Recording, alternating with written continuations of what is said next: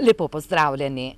Tokratni Belokranjski obzornik, zadnji pred poletnimi počitnicami, pričenjamo v svetniških klopeh. Minuli teden so se namreč na rednih sejah sestali črnomaljski in semiški občinski svetniki. Pojdimo najprej v Semič.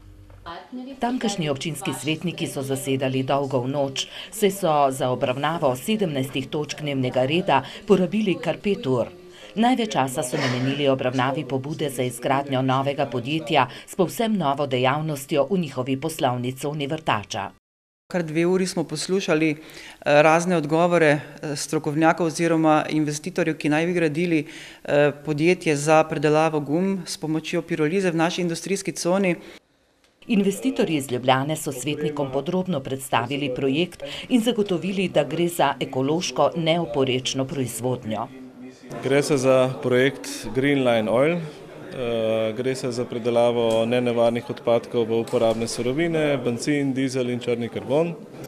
Projekt podpira tudi Evropska BREF strategija za ravnanje z nenevarnimi odpadki, saj gre za najnovejšo tehnologijo pirolize, ki omogoča predelavo odpadnih avtomobilskih pnevmatik in plastike v zaprtem sistemu brez kisika. Zato naprava deluje brez hrupa, dima in onesnaževanja, zagotavlja Robert Hroval, snovalec projekta.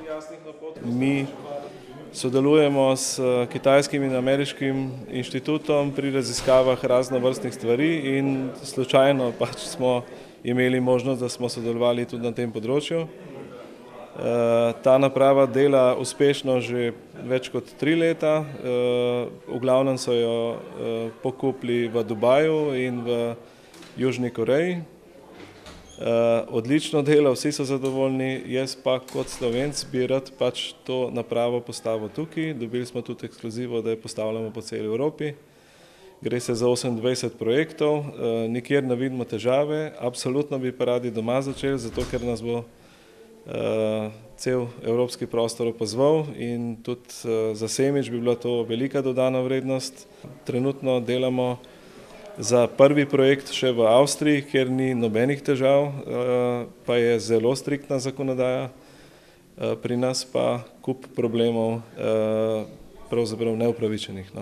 Svetniki so sicer pozdravili ponujeno možnost pridobitve novega podjetja in s tem zagotovitve od 70 do 90 novih delovnih mest z višjo dodano vrednostjo, vendar so bili glede na slabe izkušnje s PCB-jem in bioplinarno v Črnomlju previdni in imeli veliko pomislekov o okoljski sprejemljivosti te proizvodnje. Na koncu so sklenili, da se bodo ponovno sestali in okoljsko poročilo Radovana Tauzesa, konzultanta investitorja, predelali skupaj z doktorjem Grilcem, edinim slovenskim poznavalcem postopka pirolize in njihovim rojakom, strokovnjakom na področju varovanja okolja, doktorjem Dušanom Plutom. Da se nekako sami pri sebi pomirimo, da resnično v tem poročilu ni ničesar, kar bi bilo nesprejemljivo za naše okolje. V skladu z zakonodajo bo sicer investitor moral zadostiti vsem okoljevarstvenim zahtevam, preden bo dobil gradbeno in uporabno dovoljenje. Tako da je zame to že neka dovolj velika varovalka, da ne sprejemamo med sebe nekega podjetja, ki bi pomenilo neko ekološko katastrofo. Investitorjem pa se mudi. Radi bi čim prej pričeli z gradnjo, se že več mesecev potekajo pogovori najprej z občino Metlika, ki je zavrnila projekt, zdaj pa z občino Semič. Kot pravijo, jim sicer lokalna zakonodaja dopušča, da pričnejo s projektom, a tega ne želijo brez soglasja lokalne skupnosti. Če bodo semiški občinski svetniki nasprotovali gradnji, se bomo projekta lotili le v tujini, pravi Hroval. Če bo ne, absolutno stvar zamrznemo, ker mislimo, da bojo sami problemi. Bo pa to uspel posod zunaj. Tako da mi bomo pokazali kasneje ta projekt, vendar nazaj ne bomo prišli. Imamo svoje načrte za naprej in Slovenija pač bo pozabljena, tako kot je bilo veliko drugih projektov, žal. Da verjamejo v svoj projekt in so prepričani v njegov uspeh ter njegovo ekološko neoporečnost, so poskušali svetnikom dokazati tudi s ponujeno bančno garancijo z zavarovanjem v višini 1 milijon evrov. Kar se mene tiče, jaz nekako razumem oziroma verjamem, da je stvar sprejemljiva in se mi zdi zelo škoda, da bi jo spustili z rok v teh časih, ko manjka delovnih mest. Tukaj pa se nam v končni fazi ponuja tudi 90 delovnih mest in to visoko produktivnih, kar mislim, da resnično ne bi smeli z rok spustiti. Seveda je prvo na prvem mestu okolje in vkolikor res pridobijo vsa soglasja, potem mislim, da je tudi ta skrb odveč. Mnenja občinskih svetnikov pa so različna. Ali bodo podali soglasje za prenos zemljišča Motvosa na podjetje BHRI, ki želi postaviti tovarno in s tem dali zeleno luč za gradnjo, bodo torej odločali v roku 14 dni. Podjetje Motovos je namreč v njihovi poslovni coni že pred nekaj leti kupilo zemljišče, a z gradnjo niso pričeli, saj so odšli na srbski trg. Zato želijo zemljišče prodati investitorjem projekta Green Line Oil. Če je bila seja semiškega občinskega sveta maratonska, pa so črnomaljski občinski svetniki zasedali le 1,5 ure in obdelali kar 16 točk dnevnega reda. Med drugim so sprejeli sklep o ukinitvi krajevnega urada Vinica, katerega poslovanje je neracionalno. Kot ugotavljajo na črnomaljski upravni enoti, so imeli tam v prvih 3 mesecih letošnjega leta le 16 strank. Težje mobilnim in nemobilnim osebam z območja krajevnih skupnosti Vinica in Sinji Vrh bodo poslej zagotovili storitve na domu, tako kot je praksa že sedaj na območjih, kjer so ukinili krajevne urade. Urad na Vinici pa bodo zaprli. Svetniki so bili enotni tudi pri odločitvi o drugačnem načinu pobiranja parkirnine v centru Črnomlja, kjer je 62 parkirnih mest. Parkirnina pa ne zadostuje za plačo delavca, ki jo pobira. Sklenili so, da se postavita 2 parkomata na Trgu Svobode 3, se pravi na vsako stran glavne regionalne ceste. Eden naj bi stal tukaj za mano na mesto tega zabojnika oziroma kontejnerja, drugi pa pri sodišču. Posodobljen način pobiranja parkirnine naj bi omogočil večjo frekvenco avtomobilov in boljši nadzor kot sedaj, ko parkirnino zaračunava delavec. Ker vidimo, da sedaj je več kot problematika. Nekateri avtomobili stojijo cel dan, tisti pa, ki bi upravljali svoje storitve, pa tega ne morejo zaradi zasedenosti. In seveda s tem problemi z več prekrški, več kazni in nezadovoljstva. Za uro parkiranja bo treba odšteti 50 centov.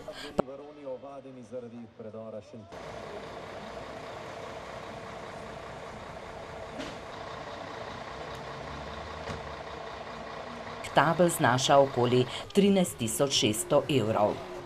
Nekoliko več časa so na tokratni seji svetniki namenili tudi odgovoru novomeške območne enote Zavoda za varstvo kulturne dediščine, ki je zavrnila pobudo občinskega svetnika Janeza Vajsa, da bi odstranili kip svetopisemske Rahele v atriju Črnomaljskega gradu in tako tam pridobili prostor za prireditve.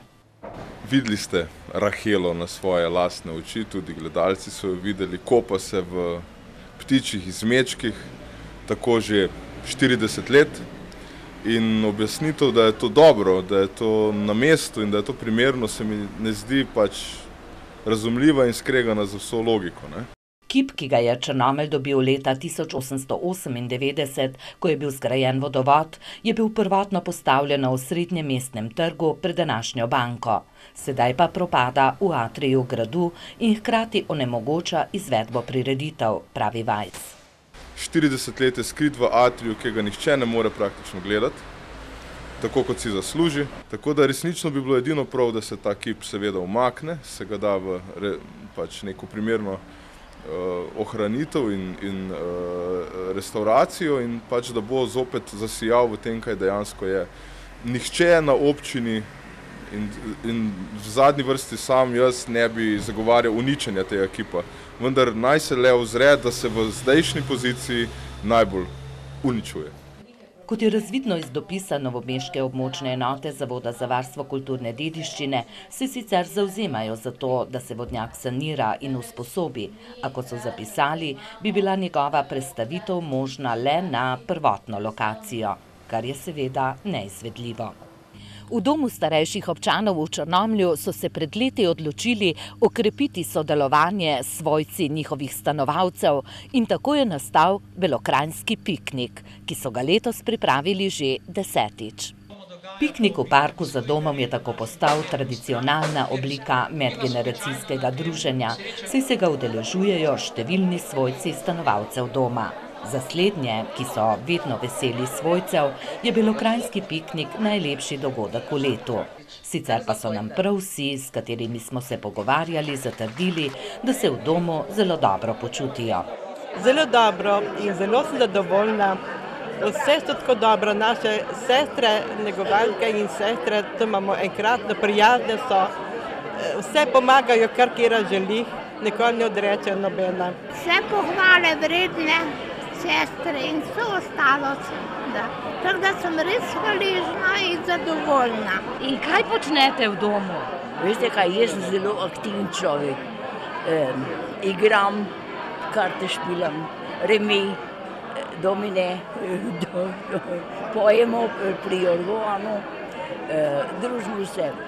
Spoznali pa smo tudi Marijo Šprajcer iz Tuševega Dola, ki bo februarja praznovala 100. rojstni dan. In kako se počutite? Odlično. Še plesati bi šla, da je treba. Pa plesišča danes ni kaj? Ja, to je žalostno. Marsikjer bi šel, če bi lahko. Ste že dolgo v domu? Ja, 4 leta bo. In ste zadovoljni? Je kaj pa. Mariji smo obljubili, da bomo za njen 100. rojstni dan tudi plesali. Nato pa smo pred mikrofon povabili še nekaj svojcev. Kako pa ste vi zadovoljni z domom starejših v Črnomlju? Ja, tudi sam sem zadovoljen. Mama je v domu že več kot 2 leti. Lahko rečem, tako vodstvo kot vse osebje dobro skrbi in smo vsi v družini s tem zadovoljni. Jaz sem zadovoljen. Tako skrbijo, v redu, vse je postrežba in tako da. Če bo treba, boste šli brez zadržkov, kaj? Ja, če bo treba, druge rešitve ni. Ja, zadovoljna sem jako.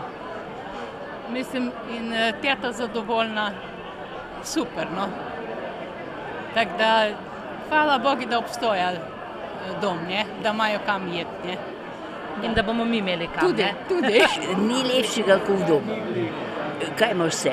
Streho nad glavo, to časa dovolj, te kopajo, te skuhajo, te pospravijo, ni brez problema. Vodstvo doma pa se v teh dneh ubada s kar nekaj problemov. Napovedani varčevalni ukrepi bodo namreč prizadeli tudi domove starejših občanov.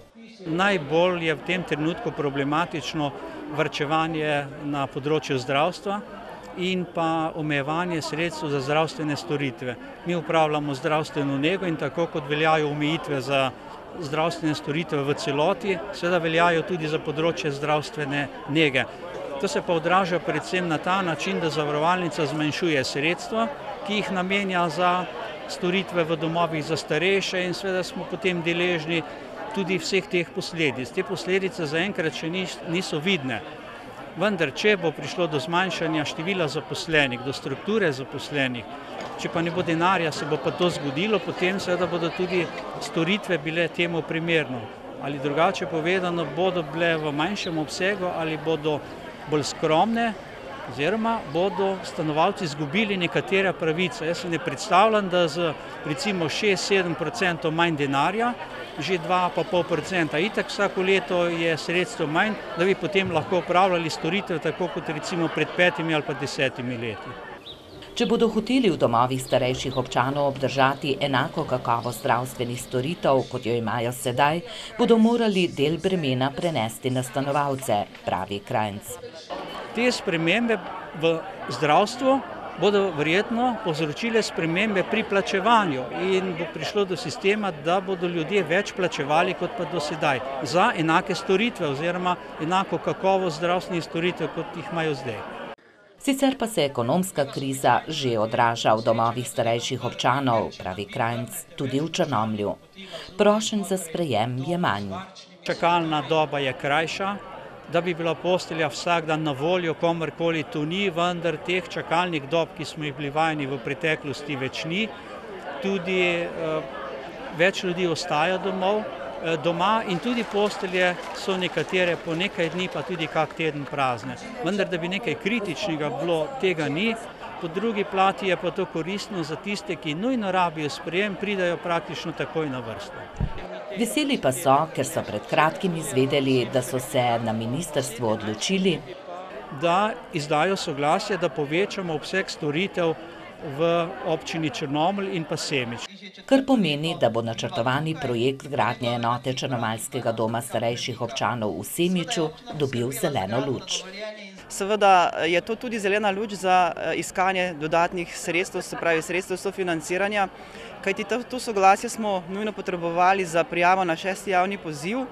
In ker ga nismo imeli, smo se tam uvrstili na čakalno vrsto, na rezervni projekt, in vkolikor druge občine, ki so imele odobreno, ne bodo mogli izkoristiti iz takšnih ali drugačnih razlogov teh sredstev, potem skočimo mi, ki seveda imamo vse, in kolikor bomo imeli tudi to soglasje, potem bi lahko zagotovili en del sredstev. Če pa ne, potem pa v naslednjo finančno perspektivo EU-ja, in jaz upam, da bodo sredstva tudi tam namenjena za socialno infrastrukturo.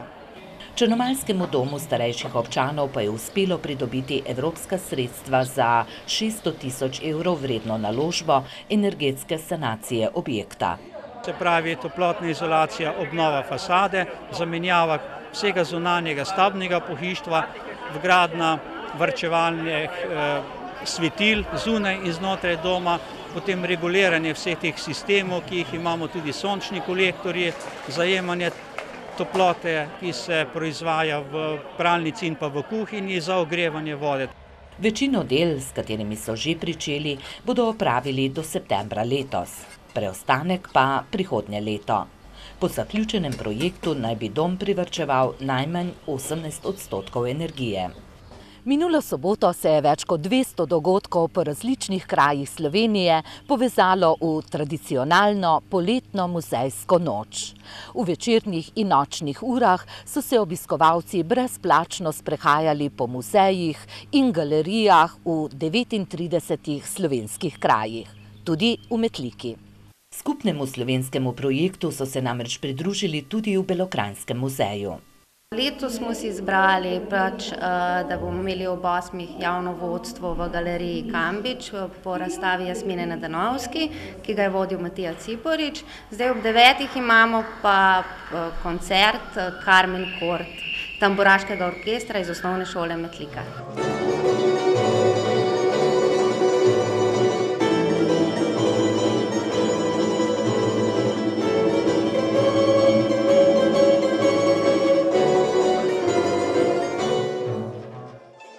Mladi tamburaši so na grajsko dvorišče privabili veliko obiskovalcev.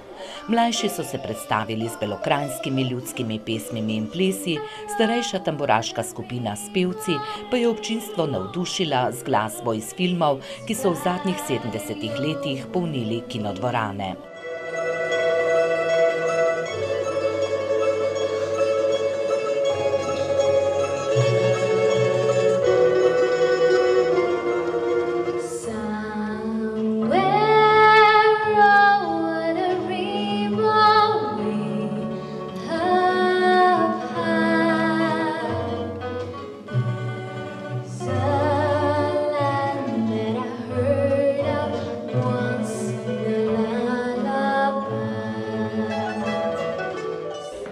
Po končanem koncertu se je kar nekaj obiskovalcev podalo še na ogled pestre in bogate stalne razstave v Belokranjskem muzeju.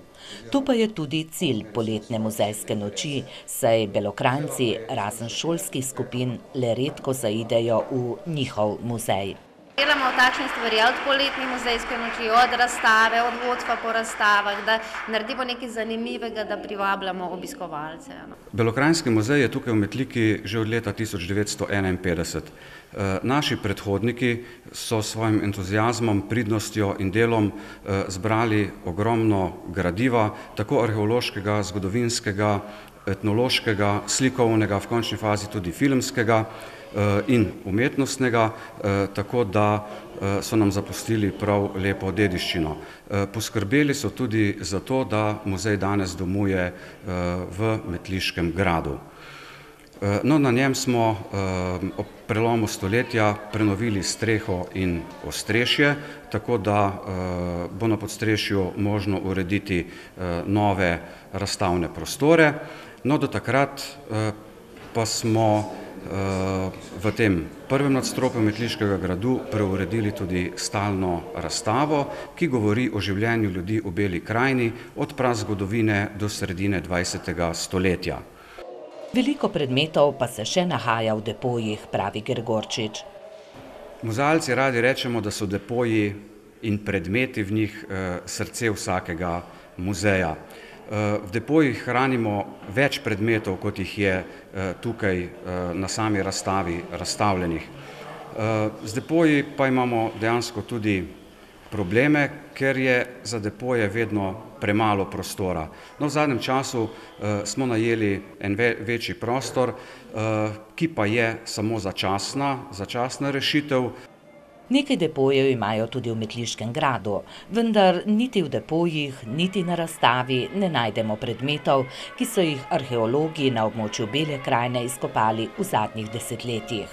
Belokranjski muzej od konca 70. let nima zaposlenega arheologa. No in od takrat na belokranjskem področju arheološka izkopavanja vodi Zavod za varstvo kulturne dediščine iz Novega mesta, kjer so izkopanine tudi shranjene, vendar pa